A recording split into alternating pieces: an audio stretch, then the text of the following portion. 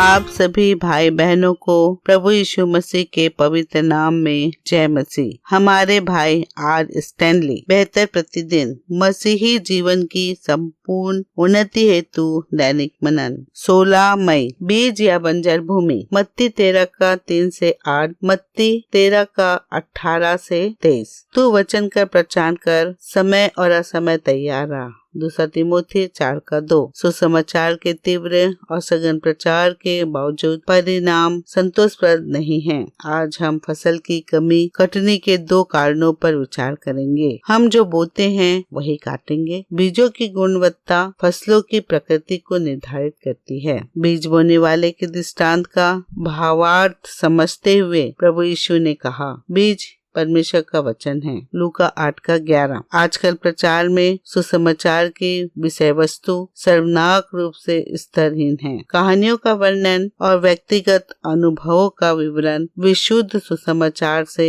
अधिक महत्व पाता है। भविष्य की इस रुझान को भांप कर कि लोग सत्य से कान फेर लेंगे और कथा कहानियों पर लगाएंगे। प्रेरित पौलुस ने युवा प्रचारक तिमोथियुस को जिम्मेदारी दी। वचन का प्रचार कर। दूसरा तिमोथी 4 का 2-4। सुनने और ग्राहकों की मांग के अनुसार सुसमाचार संदेश को मिलावटी या अधिक सरल बनाया जाता है। अनेक शहरी सुसमाचार सभाओं में सुसमाचार प्रचारक के स्थान पर मात्र मनोरंजन किया जाता है। भौतिकतावादी देशों में आविष्कृत संपदा का सुसमाचार कलीसिया में इसहाक के बदले अधिक से अधिक इस्माइल को जन्म दे रहा है। मन से विशुद्ध सुसमाचार का प्रचार करना असंभव है जब प्रचारक का मन उसकी परियोजनाओं और लोगों के बटुओं पर लगा हुआ है। दूसरा पत्रस 2 का 14-15। यद्यपि बीज का सही होना पूर्णता आवश्यक है। केवल उसी के बल पर अच्छी फसल का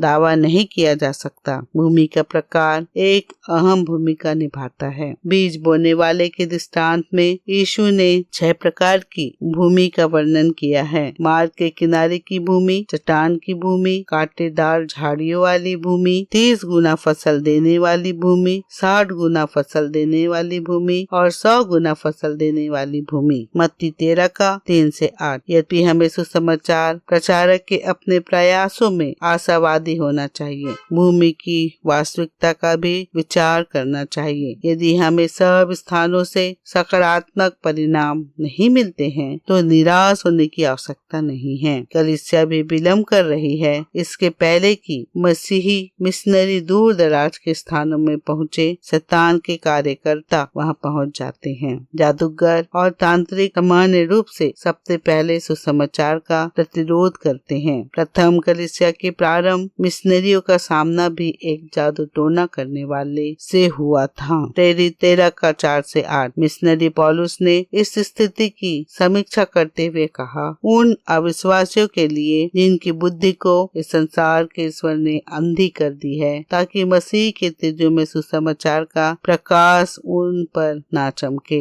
दूसरा कोरिन्थी 4 का 3-4। हमें पूर्ण लगन से प्रार्थना करना चाहिए कि प्रभु कार्य क्षेत्रों में लुदिया के हृदयों को खोले। प्रेरित 16 का 14 एक प्रतिज्ञा है जिसका दावा हम कर सकते हैं। जकरिया 4 का 7। हे बड़े पहाड़, तू क्या है? जरुब्बाबिल के सामने तू मैदान हो जाएगा। हम बीज को बोने जाते हैं, आंखों से अश्क बहाते हैं। ये दुनिया है, एक खेत बड़ा, हम फसल को काटने जाते हैं।